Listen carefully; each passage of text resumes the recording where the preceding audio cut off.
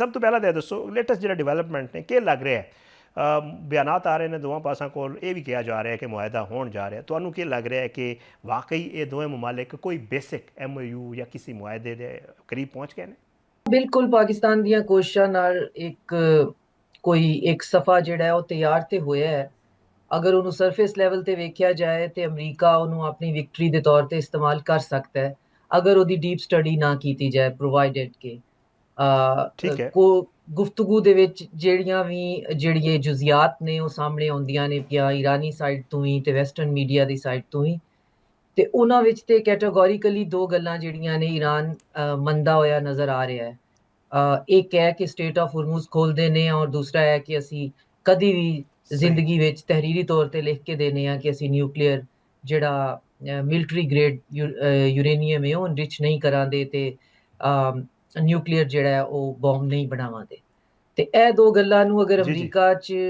ਫਹਿਮ, ਅਕਲ ਤੇ ਬਸੀਰਤ ਹੋਵੇ ਤੇ ਯਕੀਨਨ ਉਹਨਾਂ ਦੇ ਕੋਲ ਵਾਪਸੀ ਦਾ ਇੱਕ ਬਿਹਤਰੀਨ ਰਸਤਾ ਵੇ, ਇਹਦੀ ਪੈਕੇਜਿੰਗ ਕਰਨ, ਰੀਪੈਕੇਜਿੰਗ ਕਰਨ ਤੇ ਇਹਨੂੰ ਜਾ ਕੇ ਆਪਣੀ ਡੋਮੈਸਟਿਕ ਮਾਰਕੀਟ 'ਚ ਆਰਾਮ ਨਾਲ ਵੇਚ ਸਕਦੇ ਨੇ ਕਿ ਜੀ ਇਹ ਸਾਡੀ ਵਿਕਟਰੀ ਹੈ, ਵੇਖੋ ਅਸੀਂ ਇਹ ਦੋਵੇਂ ਚੀਜ਼ਾਂ ਜਿਹੜੀਆਂ ਨੇ ਉਹ ਹਾਸਿਲ ਕਰ ਲਿਆ ਨੇ। ਮੈਂ ਮਾਫੀ ਚਾਹੁੰਦੀ। ਤੇ ਉਹ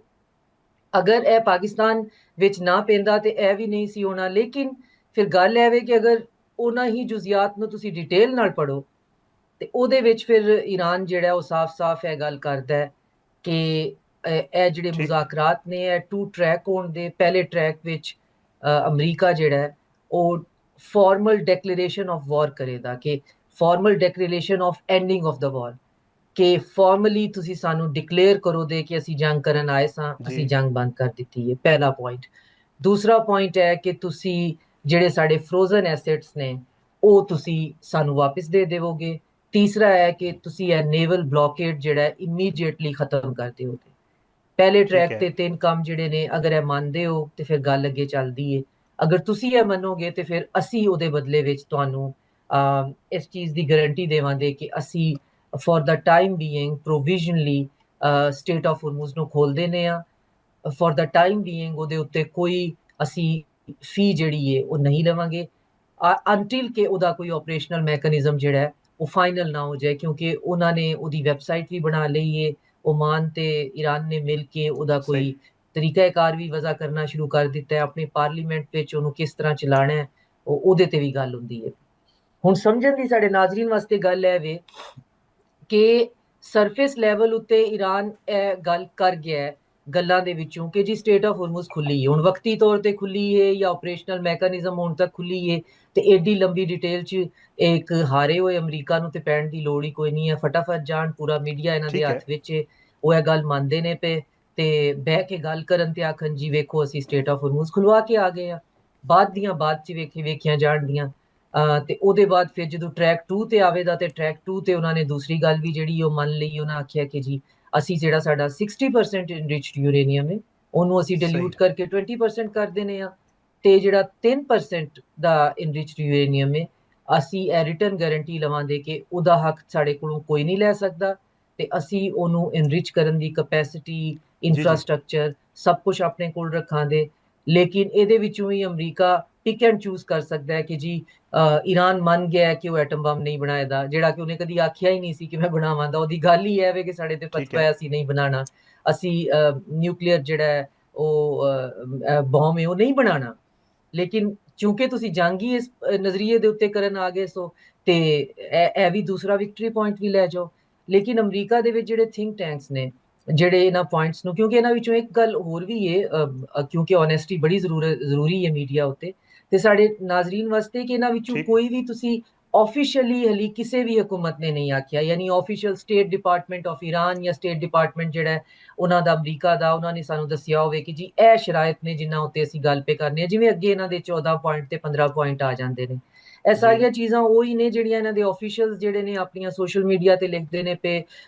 ਖਬਰਾਂ ਜਿਹੜੇ ਨੇ ਕੱਢਣ ਵਾਲੇ ਉਹ ਡ੍ਰੌਪ ਸਾਈਟ ਨਿਊਜ਼ ਜਿਹੜੀ ਹੈ ਉਹਨਾਂ ਦੇ ਬੜੇ ਅੱਛੇ ਸੋਰਸਸ ਨੇ ਈਰਾਨ ਵਿੱਚ, ਬਹੁਤ ਕ੍ਰੈਡੀਬਲ ਉਹ ਇੱਕ ਨਿਊਜ਼ ਆਊਟਲੈਟ ਹੈ, ਉਹਨਾਂ ਨੇ ਇਹ ਪਬਲਿਸ਼ ਕੀਤਾ। ਤੇ ਇਸ ਵਜ੍ਹਾ ਨਾਲ ਅਸੀਂ ਇਹ ਨਹੀਂ ਆਖ ਸਕਦੇ ਕਿ ਹਤਮੀ ਤੌਰ ਤੇ ਕੁਝ ਵੀ ਫਾਈਨਲ ਹੋ ਗਿਆ। ਉਹ ਚੀਜ਼ ਹੈ ਜਿਹੜੀ ਮਾਰਕੀਟ 'ਚ ਸਰਕੂਲੇਟ ਵੀ ਕਰਦੀ ਹੈ ਤੇ ਸੋਰਸਸ ਜਿਹੜੇ ਨੇ ਉਹ ਟਰਸਟਵਰਦੀ ਨੇ, ਰਿਲਾਇਬਲ ਨੇ। ਅੱਛਾ ਸ਼ਾਹਜਹਾ ਸਾਹਿਬ ਇੱਕ ਸਪੋਇਲਰ ਵੀ ਮੌਜੂਦ ਹੈ ਇਸਰਾਈਲ ਬਾਕਾਇਦਾ ਤੌਰ ਤੇ ਨਤਨਯਾਹੂ ਦੇ ਹਵਾਲੇ ਨਾਲ ਖਬਰ ਸਾਹਮਣੇ ਆਈ ਹੈ ਕਿ ਉਹਨਾਂ ਨੇ ਟਰੰਪ ਨੂੰ ਦੱਸ ਦਿੱਤਾ ਹੈ ਕਿ ਮੈਂ ਇਸ ਮੁਆਹਦੇ ਸ਼ਾਮਿਲ ਨਹੀਂ ਹਾਂ ਔਰ ਜਿੰਨੇ ਤੱਕ ਅਬਨਾਏ ਉਰਮਜ਼ ਜਾਂ ਯੂਰੇਨੀਅਮ ਆਜ਼ੂਦੀ ਵਾਲਾ ਮਾਮਲਾ ਹੋਏਗਾ ਨਹੀਂ ਹੋਏਗਾ ਇਸ ਮੁਆਹਦੇ ਸ਼ਾਮਿਲ ਇਹ ਕੋਈ ਮੁਆਹਦਾ इसराइल तस्लीम करने वास्ते तैयार नहीं तो फिर क्या सूरत हाल बनेगी आया ट्रंप या जितने भी ममालिक इस मुआहदे किरदार अदा करने इसराइल नूं इस गल ते मजबूर कर पाएंगे कि जी वो जंगबंदी जारी रखे या जंगबंदी शामिल होवे ਦੇਖੋ ਇਹ ਗੱਲ ਸਭ ਤੋਂ ਪਹਿਲਾਂ ਅਸੀਂ ਅਗਰ ਰੱਖਾਂਗੇ ਨਾ ਜ਼ਿਹਨ 'ਚ ਅਸੀਂ 12 ਇਹਨਾਂ ਪ੍ਰੋਗਰਾਮਸ 'ਚ ਤੁਹਾਡੇ ਨਾਲ ਵੀ ਅਸੀਂ ਜ਼ਿਕਰ ਕਰ ਚੁੱਕੇ ਹਾਂ ਕਿ ਅਮਰੀਕਾ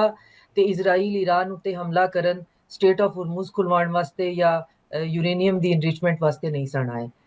ਇਹਨਾਂ ਦੇ ਐਕਸਪਲਿਸਿਟ ਆਬਜੈਕਟਿਵ ਕੋਈ ਹੋਰ ਸਨ ਤੇ ਇੰਪਲਿਸਿਟ ਕੋਈ ਹੋਰ ਸਨ ਸਟੇਟ ਆਫ ਹੁਰਮੁਜ਼ ਤੇ ਤਦ ਖੁੱਲੀ ਸੀ ਉਤੇ ਜੰਗ ਦੇ ਬਾਅਦ ਬੰਦ ਹੋਈ ਹੈ ਤੇ ਨਿਊਕਲੀਅਰ ਇਨਰਿਚਮੈਂਟ ਦੇ ਉੱਤੇ JCPOA ਆਲਰੇਡੀ ਓਬਾਮਾ ਸਾਈਨ ਕਰ ਚੁੱਕਿਆ ਸੀ ਤੇ ਜਿਹਨੂੰ ਟਰੰਪ ਨੇ ਆਖਿਆ ਕਿ ਮੈਂ ਇਹਨੂੰ ਮੰਨਦਾ ਨਹੀਂ ਤੇ ਉਹਦੇ ਬਾਅਦ ਦੁਬਾਰਾ ਜਦੋਂ ਨੈਗੋਸੀਏਸ਼ਨ ਸਟਾਰਟ ਹੋਈਆਂ ਨੇ ਤੇ ਜਿਸ ਦਿਨ ਈਰਾਨ ਤੇ ਅਟੈਕ ਹੁੰਦਾ ਉਹਦੇ ਤੋਂ ਇੱਕ ਦਿਨ ਪਹਿਲਾਂ ਤੇ ਉਹ ਮਸਕਤ ਵਿੱਚ ਬਹਿ ਕੇ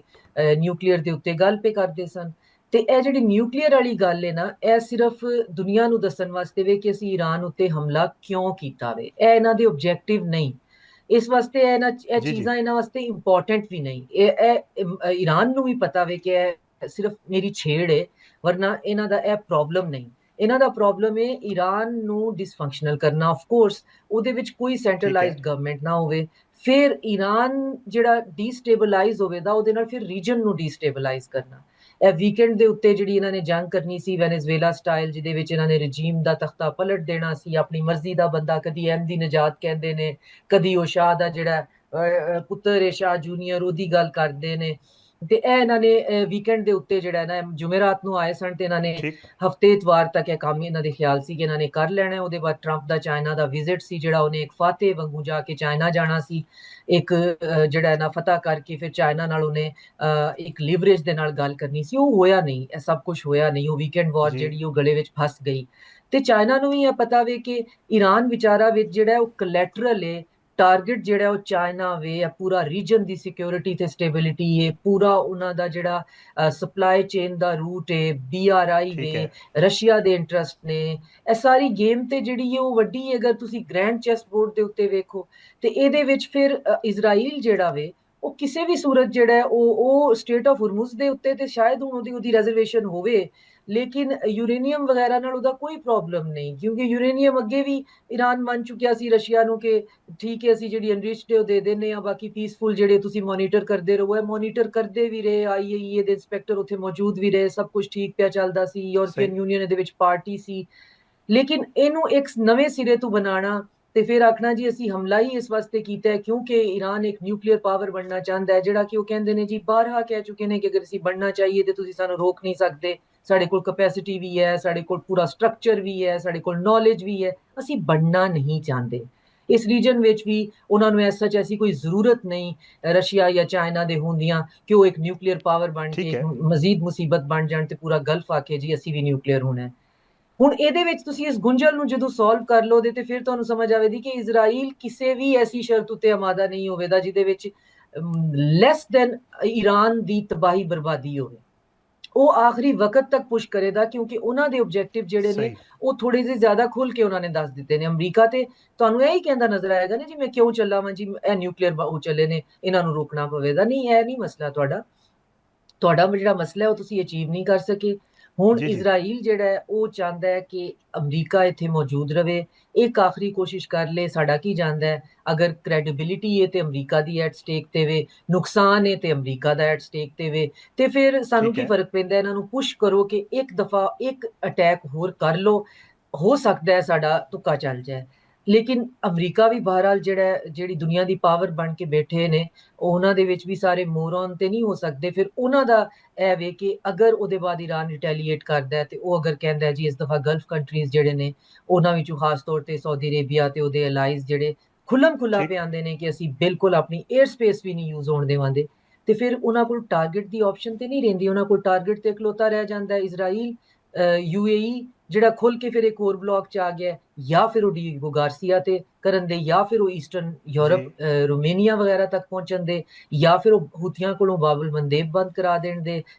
ਅੰਡਰ ਸੀ ਜਿਹੜੀਆਂ ਕੇਬਲਸ ਨੇ ਉਹ ਉਹਨਾਂ ਨੂੰ ਸੈਬੋਟੇਜ ਕਰਨ ਦੀ ਕੋਸ਼ਿਸ਼ ਕਰਨ ਦੇ ਤੇ ਕੀ ਦੁਨੀਆ ਹੁਣ ਇਹ ਇੰਨਾ ਜੰਗ ਦਾ ਫੈਲਾਅ ਜਿਹੜਾ ਹੈ ਉਹ ਬਰਦਾਸ਼ਤ ਕਰ ਠੀਕ ਲਏਗੀ? ਹੈ। ਫਿਰ ਇਹ ਪੈਂਟਾਗਨ 'ਚ ਗੱਲ ਤੇ ਹੁੰਦੀ ਹੈ ਕਿ ਅਗਰ ਤੁਸੀਂ ਹੁਣ ਦੁਬਾਰਾ ਅਟੈਕ ਕਰਦੇ ਹੋ ਇਹ ਸੋਚ ਕੇ ਕਿ ਸਾਡੇ ਆਬਜੈਕਟਿਵ ਤੇ ਬਿਲਕੁਲ ਅਚੀਵ ਨਹੀਂ ਹੋ, ਅਗਰ ਸਾਨੂੰ ਨਿਊਕਲੀਅਰ ਡੀਲ 0% ਦੀ ਵੀ ਮਿਲ ਜਾਂਦੀ ਹੈ ਜਿਹੜੀ ਕਿ ਪਹਿਲਾਂ ਵੀ ਮਿਲ ਰਹੀ ਸੀ, ਫਿਰ ਵੀ ਸਾਡਾ ਆਬਜੈਕਟਿਵ ਤੇ ਨਹੀਂ ਅਚੀਵ ਹੁੰਦਾ। ਹੁਣ ਪਾਕਿਸਤਾਨ ਸਿਰਫ ਇਹ ਕਰ ਸਕਦਾ ਹੈ ਕਿ ਜਿਹੜਾ ਇਹ ਆਬਜੈਕਟਿਵ ਦੁਨੀਆ ਦੇ ਸਾਹਮਣੇ ਬਣਾ ਕੇ ਲੈ ਕੇ ਆਏ ਨੇ ਉਹਦੀ ਰੀਪੈਕੇਜਿੰਗ ਕਰਕੇ ਇਹਨਾਂ ਨੂੰ ਕਿਸੇ ਤਰ੍ਹਾਂ ਦੇ ਦਿਓ, ਕਿਉਂਕਿ ਈਰਾਨ ਇਸ ਵਕਤ ਇੱਕ ਬਾਕਾਇਦਾ ਹੌਟ ਵਾਰ ਜਿਹੜਾ ਉਹ ਜੀਤ ਚੁੱਕਿਆ। ਤੁਸੀਂ ਉਹਨੂੰ ਵੀ ਇਹ ਨਹੀਂ ਆਖ ਸਕਦੇ ਕਿ ਤੂੰ ਹੁਣ ਬਸ ਸਹੀ। ਝੁਕ ਜਾ ਇਹਨਾਂ ਦੇ ਸਾਹਮਣੇ ਤੇ ਸਰੈਂਡਰ ਕਰ ਦੇ, ਜਿਵੇਂ